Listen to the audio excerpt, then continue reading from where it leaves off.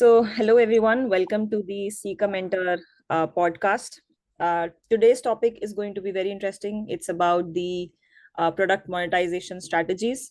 So, any product that the product manager builds is to ultimately make money for the business, and the monetization strategy that you choose can be a huge game changer for a product.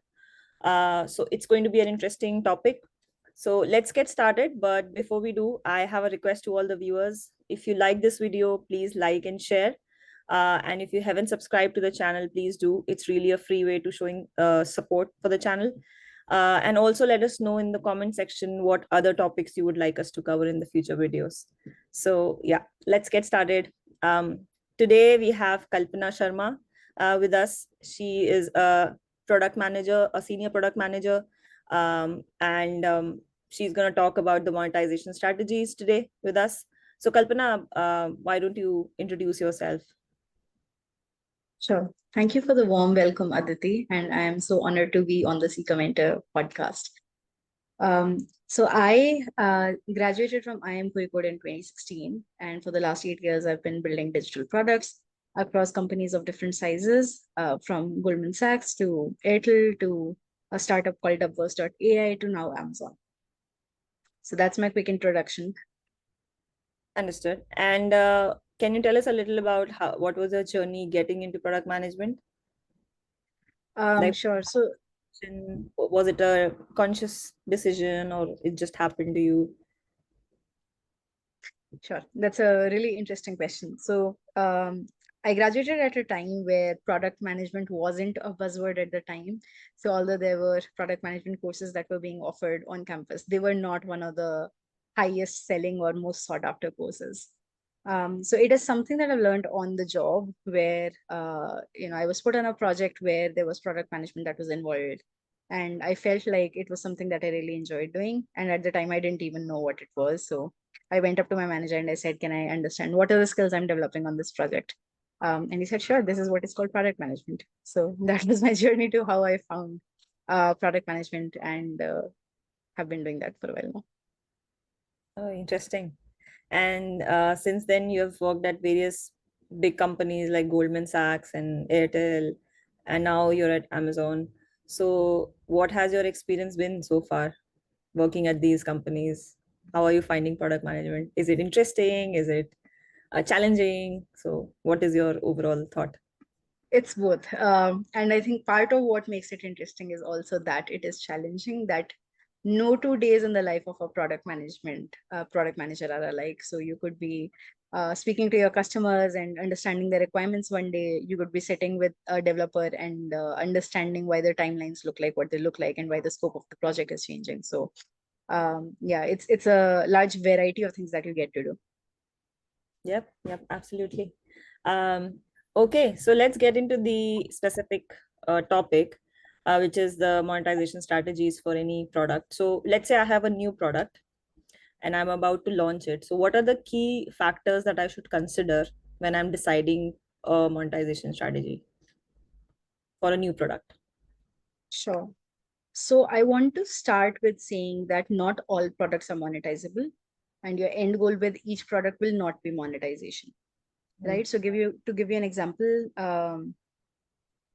there might be an internal product that you're developing that one division of the company is developing, another division of the company is going to be using, and in that case, there isn't a clear transaction that is happening where there's a monetization portion. And on such products, what you track as a success metric would just be things like adoption, how many people are using it, right? So daily active users, etc., but not really how much money is coming in. On the other side, you have products that are meant for monetization. And for such products, the way you would figure out the strategy is, first of all, even understanding who that product is for, right? So although you want to monetize and you have lofty goals, you need to understand who is the end user who's going to be paying for it. And there might be a difference between a user who uses the product versus a user who pays for the product, and they don't have to be the same person. So usually what things look like is there is a large base that just uses the product, and that is who we call is on the freemium mode or the freemium version of the product. They just come and use the product, but they either not have the willingness or the ability to pay for that product.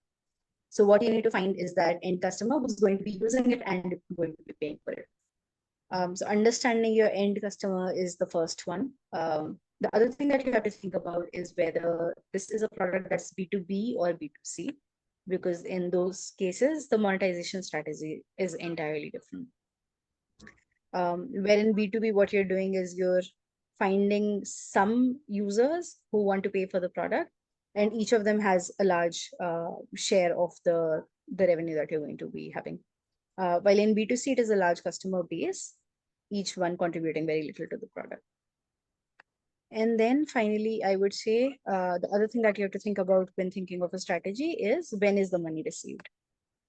So you have a lot of these different modes of monetization where something could be use now, pay later. It could be a subscription based model. It could be a pay per use model, etc. Hmm. So again, depending on the use case and your end customer, you have to think about what is the right strategy for you. Understood. Understood. So you talked about understand a little bit more about the end user. You said who's going to be using it and who's going to be paying for it. So how do I do this research? Can you provide some mechanisms through which I can do this kind of research on the user? Sure. So the best way to understand your customer is to speak to your customer, which is possible in some cases, not possible in other cases. So usually the way you would monetize is you would say that let people start using the product, and that's how you know who's interested in the product before you ask them to pay. Usually Hmm. you don't pay a paywall up, you don't put a paywall up front saying pay me now and then you can try whatever the product is, right? So that is how you understand who your user base is. Hmm. And in that you start to see patterns emerge once you see the usage of the product, once you understand who are the users who are using it a lot more than other users. And this can be done via various modes like all these analytics platforms you have like Mixpanel, etc., where you can actually see who's coming back and using the product repeatedly, right? So a one-time user is not going to pay you for the product. Somebody who's been using it for a few months may find enough value to keep coming back and potentially even pay for it. Hmm. And then the second way is a more direct approach where you either speak to a representative on the B2B side where you say, you know, you're the end user, I would like to understand what is the usage for you. Um, and then you decide on a monetization strategy. Or it could be, if it's B2C, then you usually just have leads that are generated via your website or whatever product that you have, and then you just call them and talk to them to well, you don't upfront say, you know, I would like to understand how to get money from you, but you try to understand them a little bit more, see what is their ability to pay, what is in the absence of your product, how would they usually serve this need, and that's how you see patterns starting to emerge in terms of whether they pay for similar products, do they pay a person to do that job, and what does that potential to pay look like. Understood. So what are the methods that I can use to understand the user's willingness to pay? Like interviews, okay, I can ask them, but like apart from interviews, is there something else that I can do to assess that willingness to pay? It's also market research on the other side, in the sense of you look at competitor products and see what they are priced at, and you see how they're differentiated from your product, right? So if you know that everybody is paying, I don't know, 10,000 rupees for a subscription of a similar product, but that has limits of, say, you can only use it for 60 minutes, while your product lets them use it for 120 minutes, you get a sense of how much each minute of usage is worth for people. Hmm. So that's another way.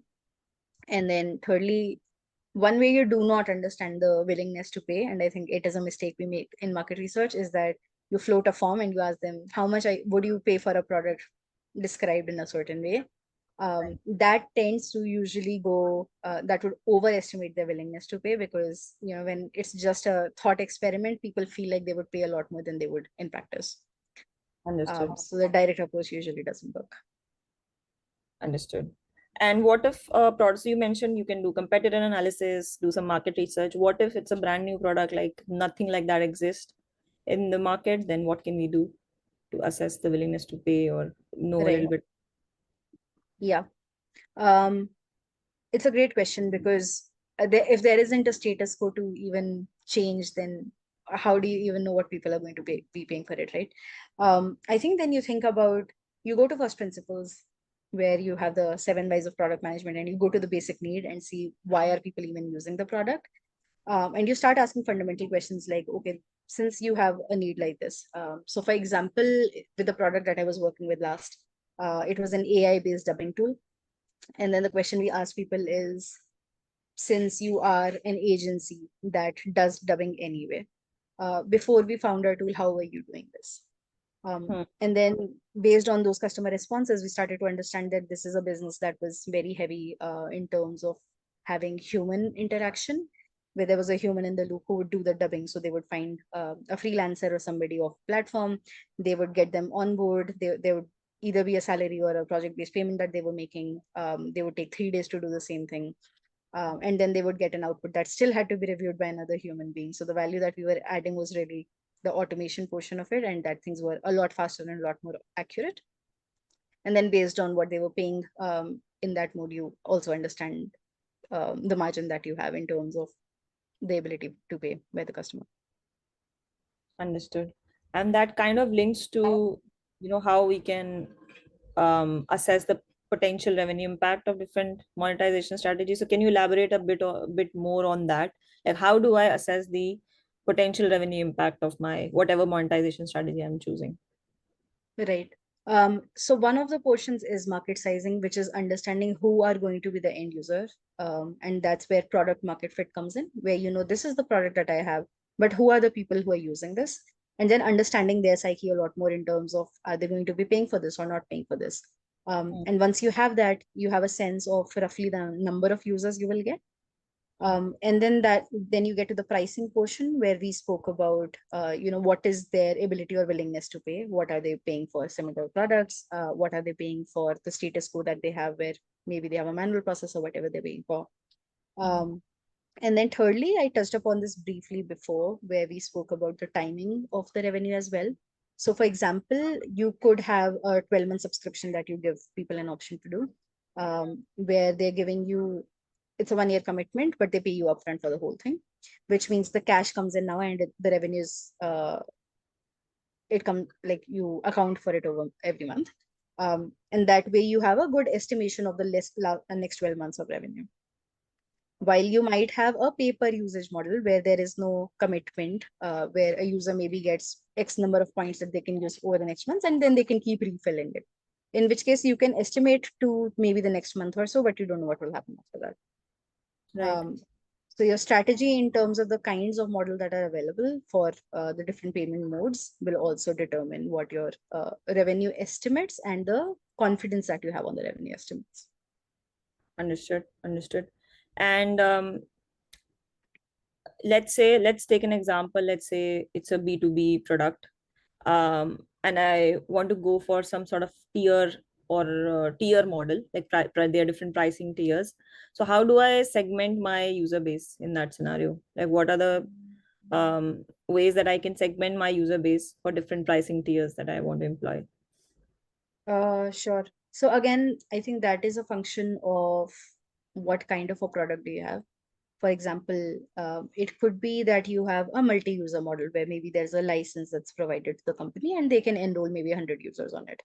And that differentiates by the size of the business, where Mm. somebody might say that I just want to buy a license and I know there are going to be 10,000 odd people that are going to be using it. And because that 10,000 license is a lot cheaper for me than the 100 people license, I would rather buy that. So there's economies of scale that is a factor in here. And then so size of the business is one of those things that I don't think this is a good answer to it. Let me think about this a little bit. Sure, sure. Take your time.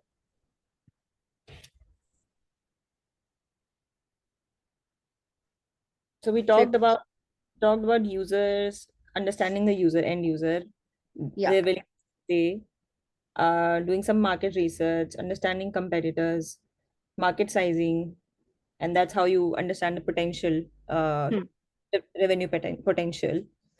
Um, and then we are talking about, okay, now I'm at a point where I want to finally decide these are the different tiers I want to provide. Then how do I decide those tiers, pricing tiers? I think Hmm. that's the question. So Okay. for that, I need to understand segment the users basically. Correct.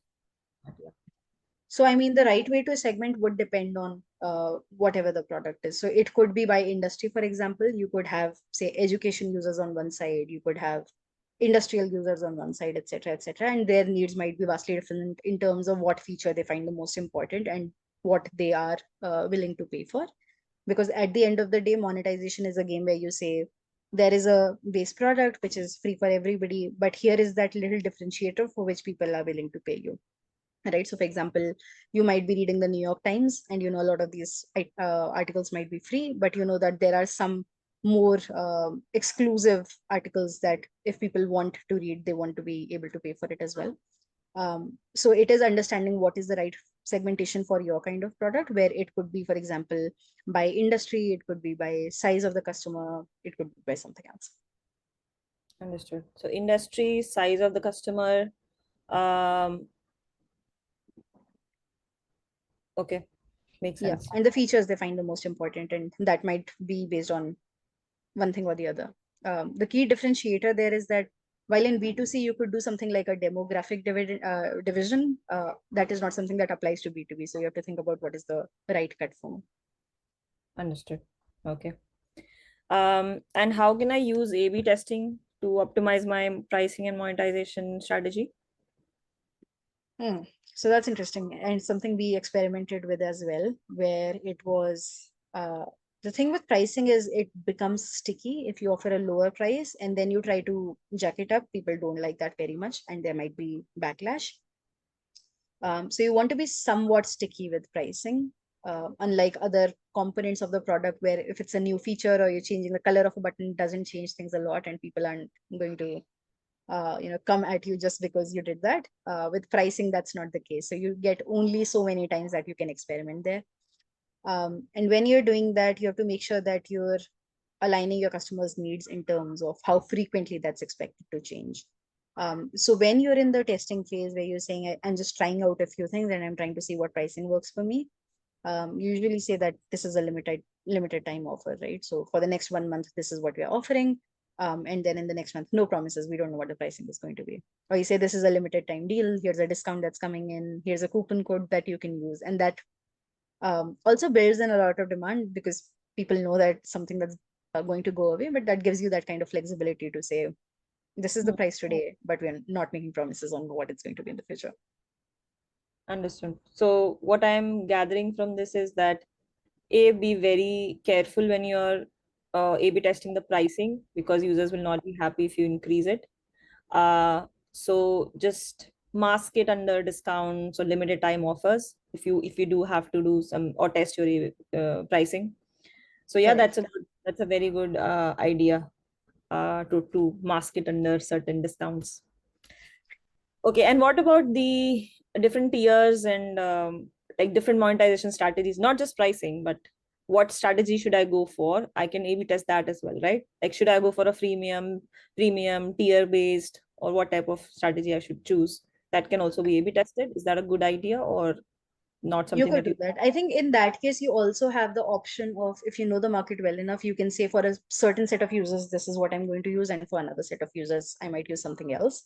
So, for example, the product that I was talking about earlier, which was the AI-based dubbing tool, what we did is we knew that users in India were less likely to pay, and users abroad were more likely to pay, just because that's how pricing works. It's things are a lot cheaper if you convert them to US dollars.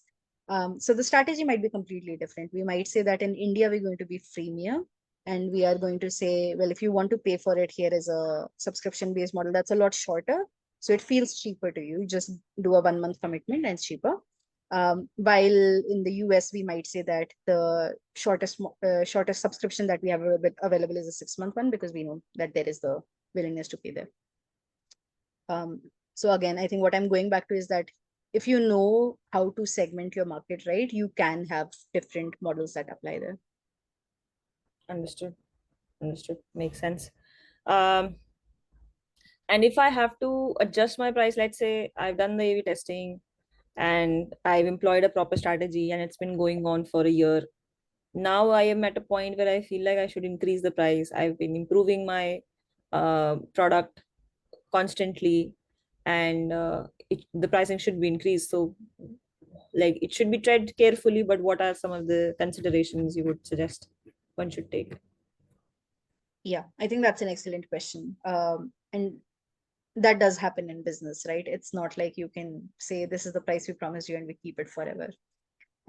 So you take away some of that risk by making sure that when people subscribe, that is a subscription that you can still promise. So, for example, if you give out a lifetime deal, that is another example, um, where you say we're locking in the price today, and forever you can continue to just have this product to be used at that price. And that's a tricky game to play, because what if your product goes tomorrow and then it just becomes so much more expensive to even produce those services that it's not profitable at all for us to be offering that. So you do offset that by saying, this is what the product looks like today. And although this is a lifetime deal, in the future, when we add features that we can make available at that price, we will add that within the subscription. But anything new, expensive, that is not as cost effective to produce, that we can give you as an add on that you can buy separately. So that's you're suggesting that's how I can deal with my existing customers. And for new customers, I may as well keep the model same with the higher price. Is that what you're suggesting? Correct. Because you can say that, those were the early adopters that were using it, and that's why they got a discount. But now this is the price that we're offering today, and that's why. And this is what the difference between those two products is as well. So you get a lot more than what they were getting in the first place. Understood. But won't that be a little bit complicated to manage two type different models? For half of the customers are on um, full-time deal and the others are Mhm. on subscription. Won't that be a little complicated? It is. But you have to understand that these are also two different segments of the market, where the first one is saying, uh, I believe in the product and I'm doing a lifetime commitment just because I know whatever happens in the future is going to be great for me. And that's why you offered them the lower price. While somebody who's coming in new when the product is a lot more established, is coming in with maybe not as much of a commitment, just maybe if they're buying a 6 month subscription, that doesn't give you an assured revenue stream forever, right?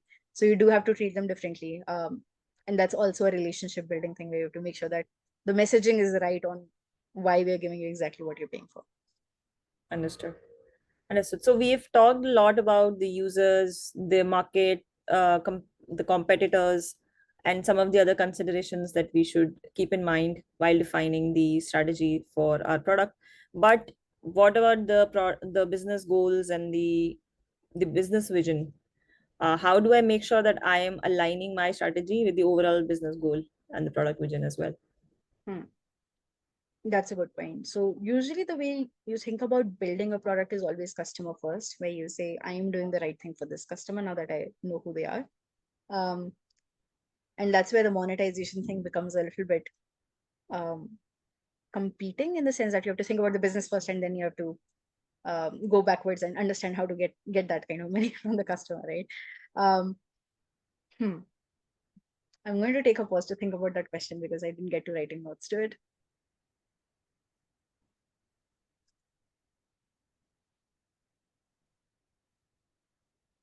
Yeah. So I think one direct way to do that is to think about what your revenue goals look like um, in the future. And that's usually, this is where I want to be 6 months down the line, 1 year down the line.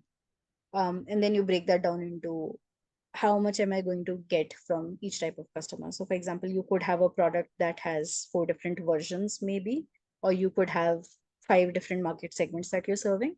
And then you break that goal down into saying how much is going to come from each of them. And that again depends on the things that we spoke about earlier, like market size, willingness to pay, etc. Where maybe, for example, the way I was stating about the geographical division, maybe your US customers will contribute a lot more to your business goals than your Indian customers, or your B2B customers are contributing a lot more than your B2C customers.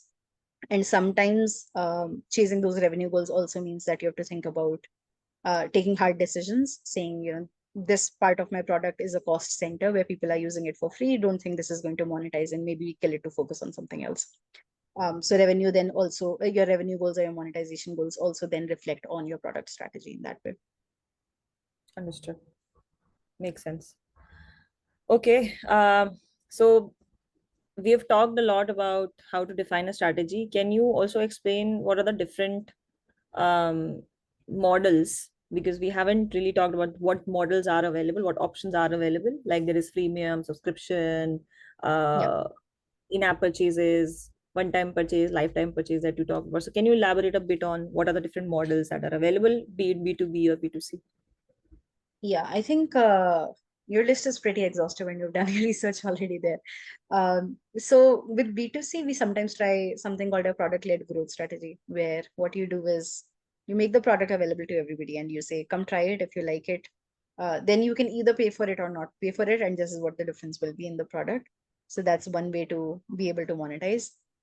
It's a more pull mechanism than a push mechanism, where we're not targeting anybody specific. We just make it available for everybody. That's one. And Subscription, as we spoke, that is called freemium. that is so the part of it where there is a version that's available to everybody. That's what we call the freemium mode. Okay. And then there is a premium on if I want to, the user wants to purchase. Correct. Okay. Exactly. Yeah. Okay. So that's who in our world we were calling the pro users, but yeah, that's essentially a premium tier that we're making available. Understood. Then there is a subscription model as well, where it's a sort of commitment where you say for the next T days, T months, T years, I'm buying the product and I essentially want to continue using it for that time frame. Obviously, there are terms and conditions that apply if it's not working, whatever, and you want to cancel your subscription. That's a whole different story. But usually, yeah, it defines that this is what is available for this period of time, and this is what your usage is going to look like. So that's subscription. Um, yeah, I think it's very similar to how we get our milk every day or our newspaper every day, where it's like I want it at a certain frequency, just appear at my doorstep, don't ask me that question every day. So it's Yep. super customized to your customer. There might be different tiers there, where it's a 1 month subscription, 3 months, 6 month subscription, similar to how you do for your gyms as well.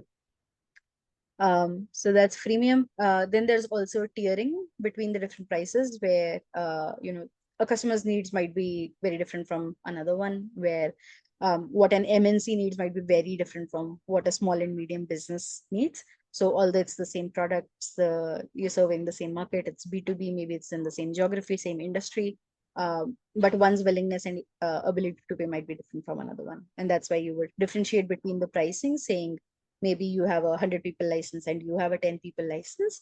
If you need more, then we can make more available, and you can keep buying more 10 people licenses until you realize that 100 people license is more economical to you.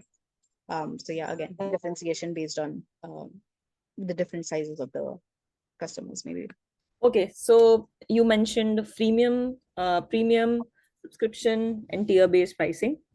Anything else you want to add to that list?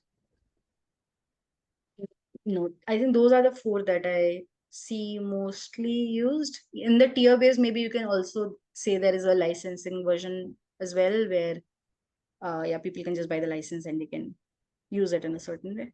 That also happens.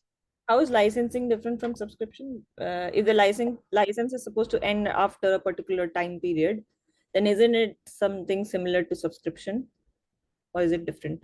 It is, but I feel like, yeah, I'm not sure of this, but I feel like license is maybe the B2B version of a subscription, where, yeah, the license just lets you distribute things a little bit more freely within the organization, Yeah, versus a subscription.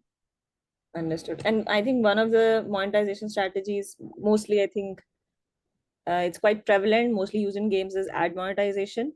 Yeah, But it's quite different. But yeah, I think one of the ways you're right. free products be monetized through ads. Yeah, correct. So I think, like we spoke about freemium, there isn't an easy way for us to convert those users to paying users, just because everybody wants to use it. Nobody wants to pay out of it from their pocket.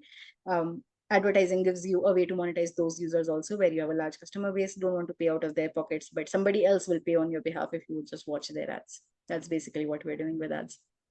Yeah, yeah, absolutely. But I think it also depends on how big of your big is your user base, because if it's a Yeah, very small user base and you put ads, then the user will be annoyed. Nobody's happy seeing the ads, and then yeah, it can lead to you know a churning off of the users. So it has to be a careful consideration. If you're putting ads, then you have to accept the fact that there will be some loss or some churn of the yeah. customers. This may be low and the engagement and retention may be impacted. So that's a call that we have to take.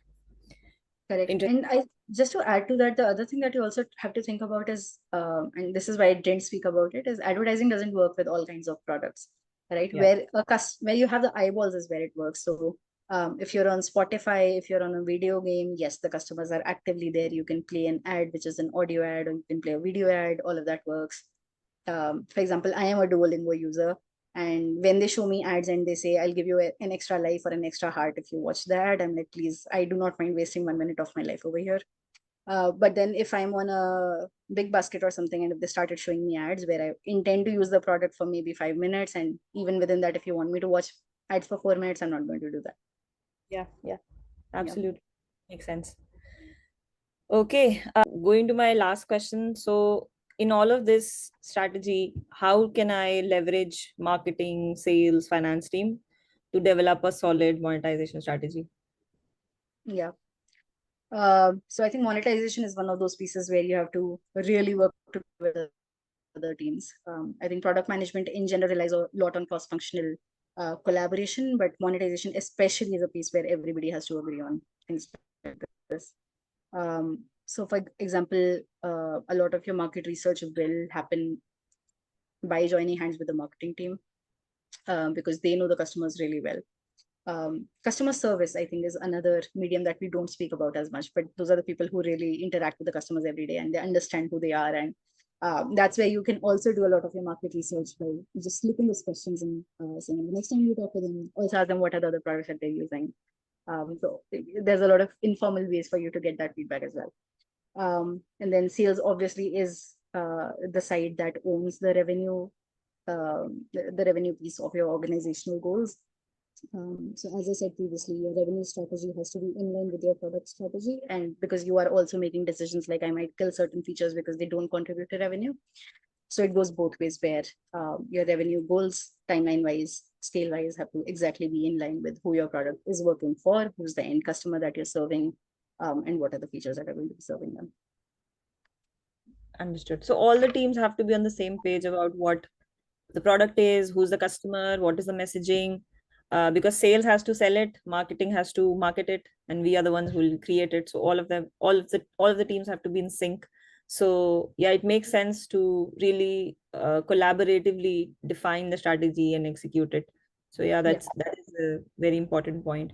Yeah, and then execution wise as well. So if you see that your marketing emailers, etc., and your operations teams, everybody have to work together to make sure that you're communicating that value that's coming out. So if there's a new discount that's launched, there's a new pricing model that's come up, and if you don't communicate that to the user, people will not just come to the product and click those buttons by themselves, right? So in terms of the strategy, also you have to be perfectly in sync. In terms of the execution, and also you have to work well, really together, especially in terms of the timing. Yeah, agreed. Amazing. So this was a really interesting conversation. I learned a lot from this. At least I'm sure the viewers will also. So thank you so much for taking out time to do this podcast. It was really insightful. Um, and yeah, have a good day. Thank you so much for having me, Aditi. Again, if Thank you you. have not subscribed to Seekamentor, please do that right away. Yeah, yeah. Please. That's a request to all the viewers. Please subscribe to the channel if you haven't done that already. All right.